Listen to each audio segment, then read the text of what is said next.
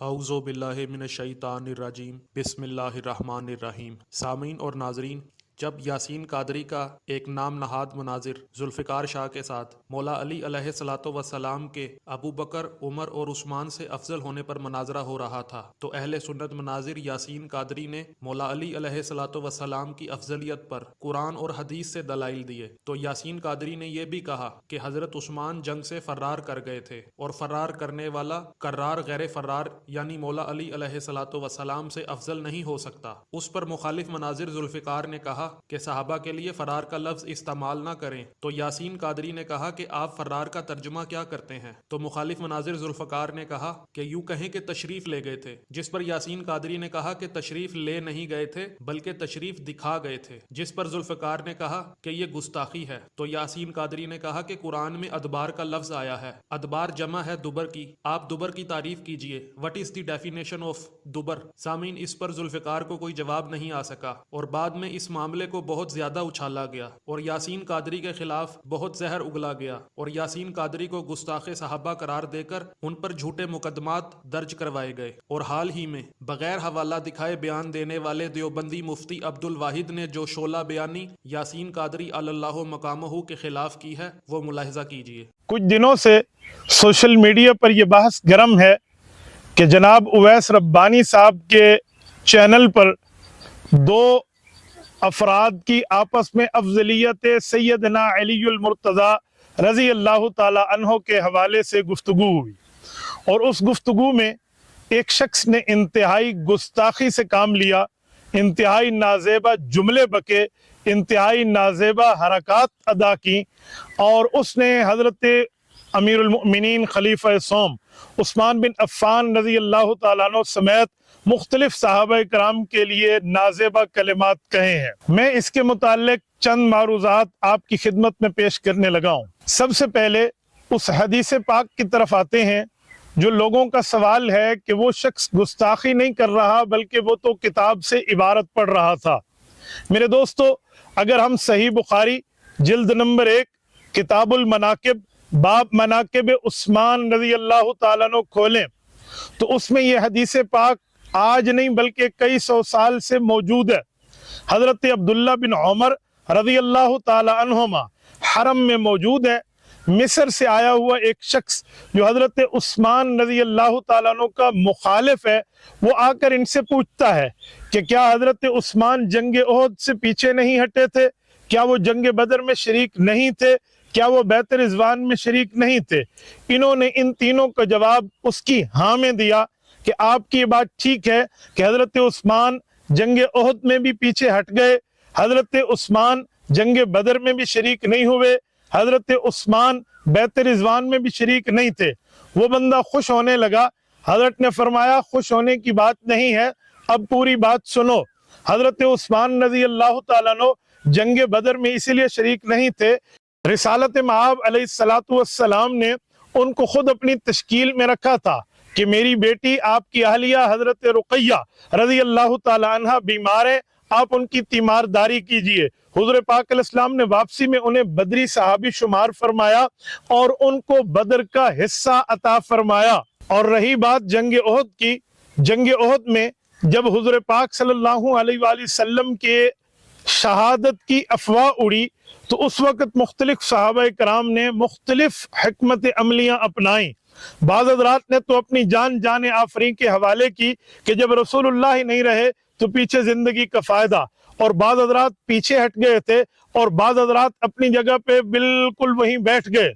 اب یہاں پر جو حضرات پیچھے ہٹے تھے ان میں حضرت عثمان رضی اللہ تعالیٰ عنہ بھی شامل ہیں، لیکن رب کریم نے قرآن کریم میں سورۃ آل عمران سورت نمبر 3 آیت نمبر 155 میں رب کریم نے وَلَقَدْ عَفَا اللَّهُ عَنْهُمْ فرما کر ان کی اس بات کو معاف فرما دیا تھا۔ اور اس کے بعد رہی بات بیعت رضوان اور صلح حدیبیہ کی، وہ تو ہوئی ہی حضرت عثمان ذو النورین رضی اللہ تعالیٰ عنہ کے لیے ہی تھی، تو اس میں ان کی شان واضح ہے، ان کی شان میں کسی قسم کی کوتاہی نہیں ہے۔ اس یاسین قادری نامی گستاخ نے اس حدیث پاک کو کوٹ کیا اور حضرت عثمان رضی اللہ تعالیٰ عنہ کے حوالے سے شدید ترین گستاخانہ کلمے بکے۔ اب لوگ کہتے ہیں یہاں لفظ فرہ موجود ہے اور فرا تو نعوذ باللہ بھاگنے کو، فرار ہونے اور اس طرح کے معاملات کے معنی میں ہے۔ میں انہیں کہتا ہوں آپ لوگوں نے صرف ایک لفظ لیا ہے، اس کا مطلب صحابی پر نازیبہ طریقے پر فٹ نہیں کر سکتے۔ میں انہیں کہتا ہوں آپ اس لفظ کو اٹھا کر صحابی کے اوپر نازیبہ الزام نہیں لگا سکتے۔ اگر اس لفظ سے نازیبہ حرکت کا آپ دفاع کر رہے ہو اس گستاخ کی، تو پھر مجھے بتائیے سورت نمبر 26 سورت شعراء آیت نمبر 21 میں رب کریم نے حضرت موسیٰ علیہ السلام کا وہ جملہ نقل فرمایا ہے جو انہوں نے فرعون کو جواب دیتے ہوئے ارشاد فرمایا فَفَرَرْتُ مِنْكُمْ لَمَّا خِفْتُكُمْ۔ یہاں حضرت موسیٰ علیہ السلام کے لیے فَفَرَرْتُ کا لفظ کیا آپ فرار، بھاگنا، نعوذ باللہ اسی طرح گستاخی کے جملے کے معنی میں لیں گے؟ حالانکہ اتنی سی بات تھی کہ میں تم لوگوں سے اس وقت الگ ہو گیا، تم لوگوں سے چلا گیا۔ یہاں لفظ فررتو حضرت موسیٰ علیہ السلام کے اپنے مقام سے ہٹ جانے کے لیے آیا ہے،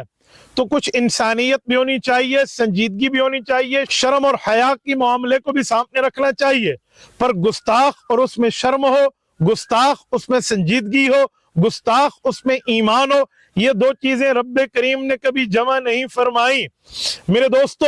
یہاں پر عزت اور احترام کا معنی 1400 سال سے اس حدیث پاک کو پڑھتے پڑھاتے ہوئے محدثین، مفسرین، فقہاء، علماء، اتقیاء، اصفیاء تمام کے تمام نے لکھا ہے، لیکن یہ شخص کسی ایجنڈے پر موجود تھا تو اس نے اپنے ایجنڈے کو پورا کرنا مناسب سمجھا۔ یہ حرکت کرنے سے پہلے کم از کم یہ بات سامنے رکھ لی ہوتی کہ عنوان افضلیت علی کا ہے، سیدنا علی المرتضی رضی اللہ تعالیٰ عنہ کا حضرت عثمان سے کتنا پیار ہے۔ کیا حضرت علی المرتضی کے سامنے یہ واقعہ نہیں ہے؟ قرآن کریم میں ان کی معافی کا اعلان موجود نہیں تھا؟ حضرت علی المرتضی رضی اللہ تعالیٰ عنہ تو حضرت عثمان غنی کے پیچھے 12 سال تک مسجد نبوی میں نمازیں پڑھتے ہیں۔ حضرت امام حسن، حضرت امام حسین رضی اللہ عنہما 12 سال تک حضرت عثمان کے مقتدی ان کے دور خلافت عثمانیہ میں رہتے ہیں، وہ تو حضرت عثمان غنی پر اعتراض نہیں کرتے۔ اور پھر حضرت عثمان غنی کی شہادت کے وقت حضرت علی المرتضی رضی اللہ تعالیٰ عنہ نے پانی پہنچاتے وقت اپنے مشکیزے پر تیر کھائے تھے، پھر اپنی پگڑی حضرت عثمان تک بھجوائی تھی، گھر میں لٹکا کے اپنی آمد کی بات کی تھی کہ اے عثمان، میں بھی آپ کی حفاظت میں یہاں آپ کے دروازے تک آیا ہوں، منع آپ نے کیا تھا کہ آپ نے لڑنا نہیں ہے، اس وجہ سے ہم باغیوں کی اس حرکت پہ خاموش ہیں۔ وہاں حضرت عثمان غنی رضی اللہ عنہ کی حفاظت پہ حضرت علی المرتضی کے شہزادے، شہزادگان حیدری، حضرت امام حسن، حضرت امام حسین رضی اللہ تعالی عنہما حضرت عثمان کے دفاع میں لڑتے ہوئے زخمی ہوئے ہیں، اور بنو زمعہ کے لوگوں نے انہیں اٹھا کر منتقل کیا ہے۔ کیا یہ روایات آپ کے سامنے موجود نہیں ہے؟ حضرت امام ابن شبہ رحمہ اللہ کی تاریخ مدینہ المنورہ اس بات پہ شاہد عدل ہے۔ حضرت امام ابن کثیر رحمہ اللہ کی البدایہ والنہایہ کے روایات اس بارے میں موجود ہیں، لیکن بس ایک ہی بات ہے، آنکھیں اگر ہوں بند تو پھر دن بھی رات ہے، اس میں بھلا کیا قصور ہے آفتاب کا؟ میں شاعر سے معذرت کرتے ہوئے کہتا ہوں، ایمان اگر ہو ختم تو پھر سچ بھی جھوٹ ہے، اس میں کیا قصور ہے بھلا حضرت عثمان کا؟ اور کسی شاعر نے ان جیسے گستاخوں کے لیے کتنی خوبصورت بات کی ہے، عجیب چمڑی، سیاہ فطرت، لہو رگوں میں صبائیت کا، وہ خود کو مومن بتا رہے ہیں، متے کے خرچے پہ پلنے والے۔ جی سامعین، آپ نے مفتی عبد الواحد قریشی کا بیان ملاحظہ کیا، تو اب مفتی عبد الواحد قریشی سے میں کہتا ہوں کہ آپ کو تو یاسین قادری کا شکر گزار ہونا چاہیے کہ انہوں نے تاریخ اسلام میں فرار کا سب سے مؤدب ترجمہ یعنی تشریف دکھانا کیا ہے، بھاگنا نہیں کیا، جبکہ آپ کے مترجمین فرار کا ترجمہ بھاگ جانا یا پیٹھ دکھا کر بھاگ جانا کرتے آئے ہیں، تو پھر یاسین قادری پر اعتراض کیسا؟ دارالعلوم دیوبند ہندوستان سے کراچی پاکستان میں دارالعلوم دیوبند امپورٹ کرنے والے مفتی اعظم پاکستان اور مفتی تقی عثمانی کے ابا جان آپ کے پیر و مرشد مفتی شفیع عثمانی دیوبندی نے صحابہ کرام کے بھاگنے کا ذکر اپنی مشہور و معروف تفسیر معارف القرآن میں جگہ جگہ کیا ہے۔ تفسیر معارف القرآن قرآن سورہ آل عمران کی آیت نمبر 144 کی تفسیر میں جلد 2 صفحہ 195 میں لکھا ہے کہ اور محمد صلی اللہ علیہ وآلہ وسلم نیرے رسول ہی تو ہیں، خدا تو نہیں جس پر قتل یا موت ممکن نہ ہو۔ آپ سے پہلے بہت سے رسول گزر چکے ہیں، اسی طرح آپ بھی ایک روز گزر ہی جائیں گے۔ سو اگر آپ کا انتقال ہو جاوے یا آپ شہید ہو جاویں تو کیا تم لوگ جہاد یا اسلام سے الٹے پھر جاؤ گے؟ جیسا کہ اس واقعہ میں بعض مسلمان میدان جنگ سے بھاگ پڑے تھے اور منافقین ترغیب ارتداد کی دے رہے تھے۔ جی سامعین، اس آیت کی تفسیر میں شفیع عثمانی نے بعض مسلمانوں کا میدان جنگ سے بھاگ جانا ذکر کیا ہے۔ تو اب مفتی عبد الواحد قریشی کیا مفتی شفیع عثمانی پر گستاخ صحابہ کا فتویٰ داغیں گے یا نہیں؟ اور سامعین، اسی تفسیر معارف القرآن میں سورہ آل عمران کی آیت نمبر 154 کی تفسیر میں جلد نمبر 2 صفحہ نمبر 212 میں لکھا ہے کہ یہیں سے اہل سنت والجماعت کے اس عقیدہ اور عمل کی تصدیق ہوتی ہے کہ صحابہ کرام رضوان اللہ علیہم اجمعین اگرچہ گناہوں سے معصوم نہیں، ان سے بڑے گناہ بھی ہو سکتے ہیں اور ہوئے بھی ہیں۔ پھر اسی تفسیر معارف القرآن میں سورہ آل عمران کی آیت نمبر 154 کی تفسیر میں جلد 2 صفحہ 212 میں لکھا ہے کہ حضرت عبداللہ بن عمر کے سامنے ایک مرتبہ کسی نے حضرت عثمان غنی اور بعض صحابہ کرام پر غزوہ احد کے اسی واقعہ کا ذکر کر کے طعن کیا کہ میدان چھوڑ کر بھاگ گئے تھے۔ اس پر حضرت عبداللہ بن عمر نے فرمایا کہ جس چیز کی معافی کا اللہ تعالیٰ نے اعلان فرما دیا اس پر طعن کرنے کا کسی کو کیا حق ہے؟ جی سامعین، آپ نے ملاحظہ کیا کہ مفتی محمد شفیع عثمانی نے اس آیت کی تفسیر میں حضرت عثمان کا غزوہ احد میں بھاگ جانا ذکر کیا ہے۔ تو اب مفتی عبد الواحد قریشی کا اپنے پیر و مرشد مفتی محمد شفیع عثمانی کے بارے میں کیا خیال ہے؟ کیا وہ گستاخی صحابہ کے مرتکب ہوئے ہیں یا نہیں؟ اور سامعین، اسی تفسیر معارف القرآن میں سورہ توبہ کی آیت نمبر 25 کی تفسیر میں جلد 4 صفحہ 343 میں لکھا ہے کہ مالک الملک والملکوت کو یہی چیز ناپسند تھی کہ اپنی طاقت پر کوئی بھروسہ کیا جائے، چنانچہ مسلمانوں کو اس کا سبق اس طرح ملا کہ جب قبیلہ حوازن نے قرارداد کے مطابق یکبارگی حلہ بولا اور گھاٹیوں میں چھپے ہوئے دستوں نے چار طرف سے گھیرا ڈال دیا، گرد و غبار نے دن کو رات بنا دیا، تو صحابہ کرام کے پاؤں اکھڑ گئے اور بھاگنے لگے۔ صرف رسول کریم صلی اللہ علیہ وآلہ وسلم اپنی سواری پر سوار پیچھے ہٹنے کی بجائے آگے بڑھ رہے تھے، اور بہت تھوڑے سے صحابہ کرام جن کی تعداد 300 اور بعض نے 100 یا اس سے بھی کم بتلائی ہے، آن حضرت صلی اللہ علیہ وآلہ وسلم کے ساتھ جمے رہے۔ وہ بھی یہ چاہتے تھے کہ آپ آگے نہ بڑھیں۔ یہ حالت دیکھ کر آپ نے حضرت عباس کو حکم دیا کہ بلند آواز سے صحابہ کو پکارو کہ وہ لوگ کہاں ہیں جنہوں نے شجرہ کے نیچے جہاد کی بیعت کی تھی، اور سورہ بقرہ والے حضرات کہاں ہیں، اور وہ انصار کہاں ہیں جنہوں نے جان کی بازی لگانے کا عہد کیا تھا۔ سب کو چاہیے کہ واپس آئیں، اور رسول اللہ صلی اللہ علیہ وآلہ وسلم یہاں ہیں۔ حضرت عباس کی ایک آواز بجلی کی طرح دوڑ گئی اور یکا یک سب بھاگنے والوں کو پشیمانی ہوئی۔ جی سامعین، آپ نے ملاحظہ کیا کہ مفتی شفیع عثمانی نے اس آیت میں صحابہ کرام کے پاؤں کے اکھڑنے اور ان کے بھاگنے کا 2 مرتبہ ذکر کیا ہے، اور صحابہ کرام کے بھاگنے کی پشیمانی کا بھی ذکر کیا ہے۔ تو اب مفتی عبد الواحد قریشی کیا مفتی اعظم پاکستان محمد شفیع عثمانی پر صحابہ کرام کی توہین کا الزام عائد کرتے ہیں یا نہیں؟ اور سامعین، اسی تفسیر معارف القرآن سورہ توبہ کی آیت نمبر 25 کی تفسیر میں جلد 4 صفحہ نمبر 347 میں لکھا ہے کہ پہلی اور دوسری آیت میں اسی مضمون کا بیان ہے۔ ارشاد فرمایا کہ جب تم کو اپنے مجمع کی کثرت سے غرہ ہو گیا تھا، پھر وہ کثرت تمہارے کچھ کارآمد نہ ہوئی، اور زمین باوجود فراخی کے تم پر تنگ ہو گئی، پھر تم پیٹھ دے کر بھاگ کھڑے ہوئے۔ پھر اللہ تعالیٰ نے اپنی تسلی نازل فرمائی اپنے رسول معظم صلی اللہ علیہ وآلہ وسلم پر اور مسلمانوں پر، اور ایسے لشکر فرشتوں کے نازل کر دیے جن کو تم نے نہیں دیکھا، اور کافروں کو تمہارے ہاتھ سے سزا دلوا دی۔ جی سامعین، اس آیت کی تفسیر میں بھی مفتی محمد شفیع عثمانی نے صحابہ کرام کا پیٹھ دے کر بھاگ جانے کا ذکر کیا ہے۔ تو اب مفتی عبد الواحد قریشی اپنے پیر و مرشد محمد شفیع عثمانی پر کیا فتویٰ داغیں گے کہ کیا وہ صحابہ کرام رضوان اللہ علیہم اجمعین کی گستاخی کے مرتکب ہوئے ہیں یا انہوں نے حقیقت حال کو بیان کیا ہے؟ اور سامعین، اسی تفسیر معارف القرآن سورہ توبہ کی آیت نمبر 27 کے ذیل میں جلد 4 صفحہ 351 میں لکھا ہے کہ غزوہ حنین میں مسلمانوں کی تعدادی کثرت اور سامان حرب یعنی سامان جنگ کے کافی ہونے کی وجہ سے بعض صحابہ کرام کی زبان پر جو بڑا بول آ گیا تھا کہ آج تو کسی کی مجال نہیں جو ہم سے بازی لی جا سکے، تو اللہ تعالیٰ کو اپنی اس محبوب جماعت کی زبان سے ایسے کلمات پسند نہ آئے، اور اس کا نتیجہ یہ ہوا کہ ابتدائی حلہ کے وقت مسلمانوں کے پاؤں اکھڑ گئے اور بھاگنے لگے۔ جی سامعین، آپ نے اس آیت کی تفسیر میں ملاحظہ کیا کہ مفتی محمد شفیع عثمانی نے صحابہ کرام کے نہ صرف تکبر کا ذکر کیا بلکہ ان کے پاؤں اکھڑنے اور بھاگنے کا بھی ذکر کیا ہے۔ تو مفتی عبد الواحد قریشی سے میرا سوال ہے کہ کیا آپ مفتی محمد شفیع عثمانی پر صحابہ کرام کی گستاخی کا فتویٰ لگائیں گے یا ان کو اس سے مستثنیٰ قرار دیں گے؟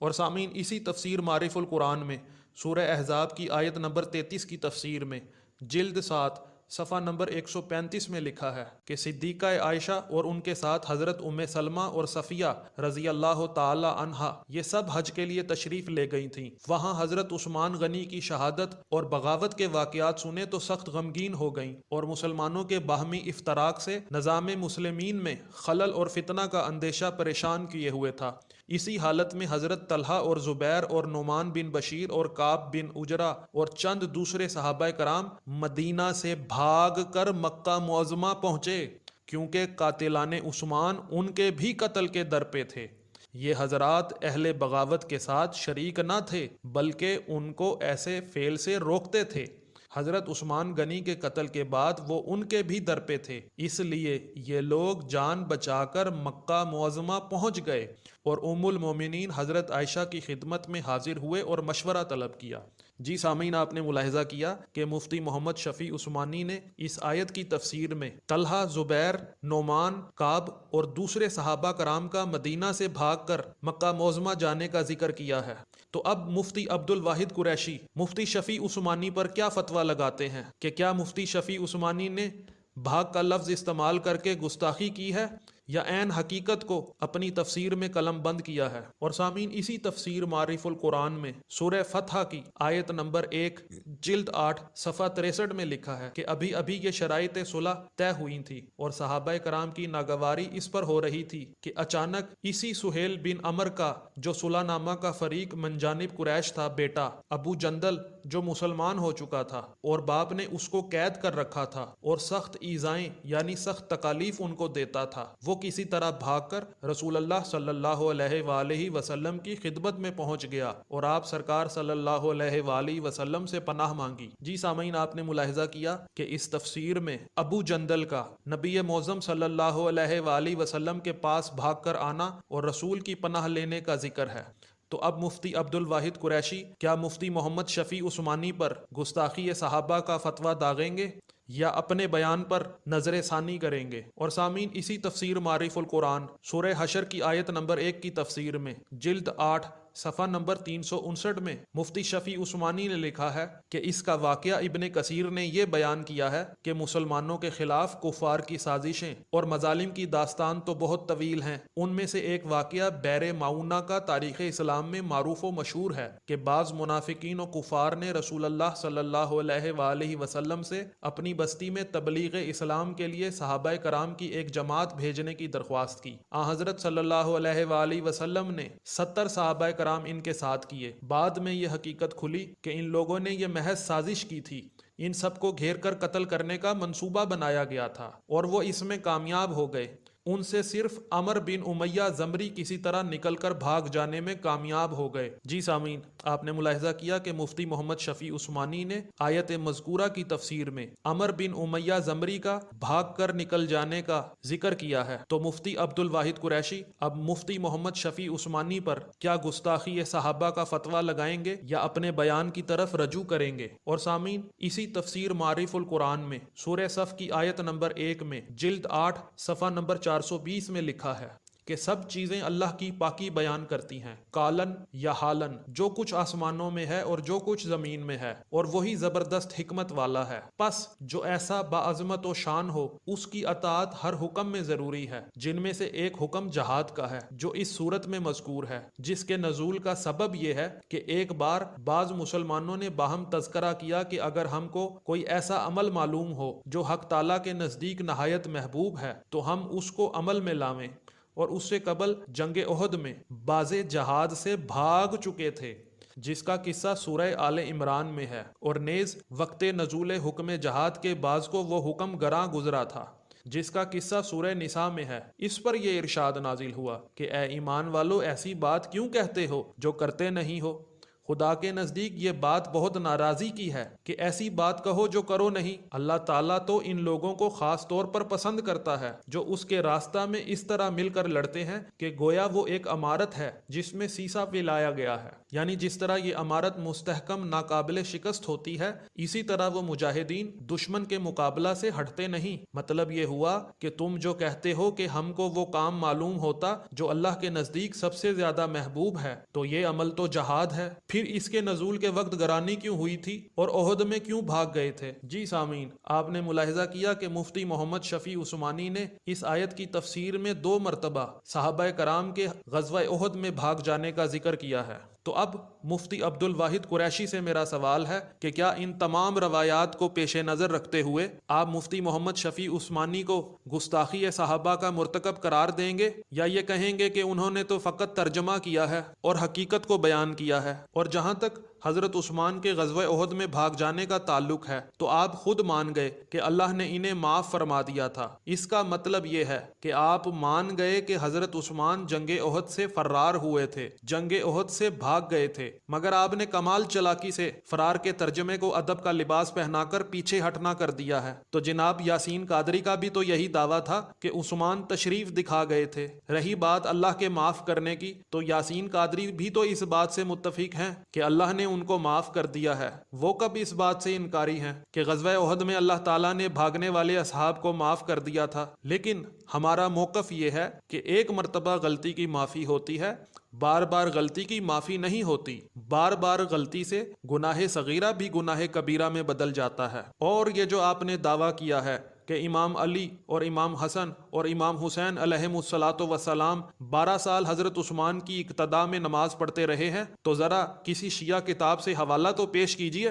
جیسے ہم نے آپ کی دیوبندی تفسیر سے صحابہ کرام کا جنگوں سے بھاگ جانا ثبوت کے ساتھ پیش کیا ہے۔ اور آپ جو غیر شیعہ کتب سے حوالے دے رہے ہیں وہ ہمارے لیے قابل اعتبار نہیں۔ مخالف کو ان کی کتابوں سے دلیل دی جاتی ہے، نہ کہ اپنی کتابوں سے۔ اور یہ جو آپ نے کہا ہے کہ ہم متے کے خرچے پر پلنے والے ہیں، تو جناب ہم متے پہ تو نہیں پلتے، لیکن اتنا ضرور جانتے ہیں کہ آپ لوگ حلالہ کے نام پر اپنی عورتوں کے ساتھ کیا سلوک کرتے ہیں اور کتنی کمائی وصول کرتے ہیں۔ میں حکومت پاکستان کے خفیہ اداروں کی توجہ اس امر کی طرف کروانا چاہتا ہوں کہ ملک پاکستان میں بد امنی پھیلانے والے لوگوں کو اشتعال دلانے والے لوگوں کو کافر قرار دے کر ان کو قتل کے فتوے اگلنے والے ہم شیعان علی نہیں، بلکہ یہ تکفیری دیوبندی اور وہابی ہیں جو دن رات بھولی بھالی عوام کو حقائق سے اندھا اور بہرا رکھے ہوئے تھے۔ مگر اللہ بھلا کرے سوشل میڈیا کا کہ جس نے جھوٹ کی منڈی میں دھوکے کی موت مرنے والے غیر شیعہ حضرات کو حقائق سے روشناس کروایا، اور ناسبی پروپیگنڈوں کی اصلیت ان پر فاش ہوتی جا رہی ہے اور انشاءاللہ ہوتی رہے گی۔ سامعین، انشاءاللہ